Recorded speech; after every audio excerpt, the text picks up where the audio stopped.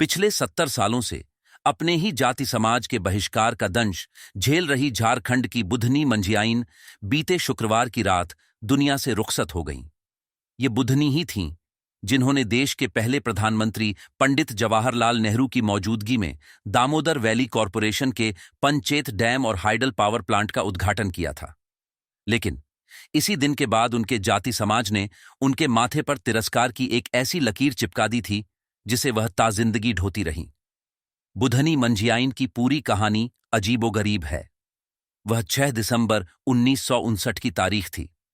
प्रधानमंत्री पंडित जवाहरलाल नेहरू झारखंड के धनबाद जिले में डीवीसी दामोदर वैली कॉरपोरेशन की ओर से निर्मित पंचेत डैम और हाइडल पावर प्लांट का उद्घाटन करने पहुंचे थे। तय हुआ कि नेहरू जी का स्वागत झारखंड के संथाली आदिवासी समाज की लड़की बुधनी मांझी करेगी।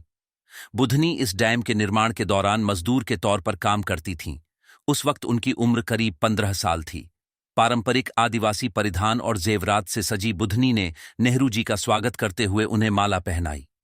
नेहरू जी ने बुधनी का सम्मान करते हुए अपने गले की माला उतारकर उसके गले में डाल दी। नेहरू जी ने पनबिजली प्लांट का उद्घाटन भी बुधनी के हाथों बटन दबाकर कराया।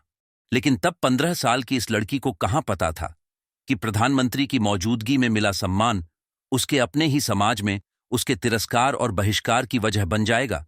दरअसल संथाल आदिवासी समाज में उस वक्त तक परंपरा थी कि कोई लड़की या स्त्री किसी पुरुष को माला नहीं पहनाएगी। लड़का लड़की या स्त्री पुरुष एक दूसरे को माला पहना दें तो इसे विवाह मान लिया जाएगा।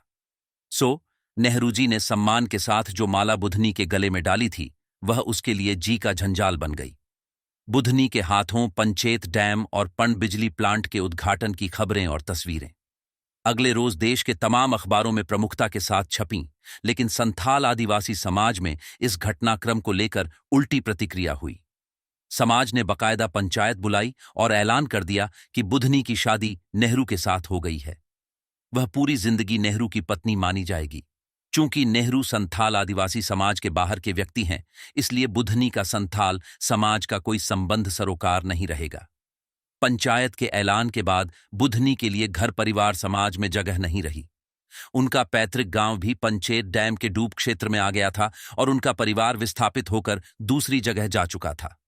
बुधनी को डीवीसी में श्रमिक के तौर पर नौकरी मिली थी, लेकिन 1962 में उसे अज्ञात वजहों से नौकरी से निकाल दिया गया। कहते हैं कि आदिवासी समाज के आंदोलन और विरोध की वजह से डीवीसी ने उसे हटा दिया था। इसके बाद वह काम की तलाश में बंगाल के पुरुलिया जिले के साल तोड़ गई। वहां उसकी मुलाकात सुधीर दत्ता नामक शख्स से हुई। सुधीर उन्हें अपने घर ले गए, जहां दोनों पति पत्नी की तरह रहने लगे। हालांकि दोनों की औपचारिक तौर पर शादी नहीं हुई, तो दत्ता से बुधनी को एक बेटी भी हुई। बरसों बाद भी संथाल समुदाय ने बुधनी और उसके परिवार का बहिष्कार वापस नहीं लिया। सुधीर और बुधनी की बेटी का नाम रत्ना है। उनकी शादी हो चुकी है।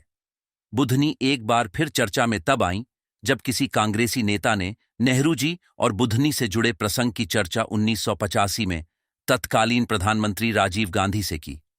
राजीव गांधी ने बुधनी को अपने पास बुलवाया। उनके निर्देश पर डीवीसी ने बुधनी को वापस नौकरी में बहाल कर लिया। यहां नौकरी करते हुए वह रिटायर हुईं तो साल तोड़ा में ही एक छोटे से घर में रहने लगीं। बुधनी कहती थीं कि डीवीसी के प्लांट और डैम की वजह से उसके पुरखों का घर उजड़ा, इसलिए डीवीसी को उन्हें एक मकान बनाकर देना चाहिए। वह चाहती थीं कि उनकी बात अगर राहुल गांधी तक पहुंच जाए तो उनका मकान जरूर बन जाएगा। बीते शुक्रवार को पंचेत हिल हॉस्पिटल में बुधनी ने आखिरी सांस ली। कुछ दिन पहले तबीयत खराब होने के बाद उन्हें यहां दाखिल कराया गया था। उनके निधन की खबर सुनकर इलाके के मुखिया और कई मानिंद लोग हॉस्पिटल पहुंचे थे। उनकी बेटी रत्ना भी आखिरी वक्त में उनके पास थीं।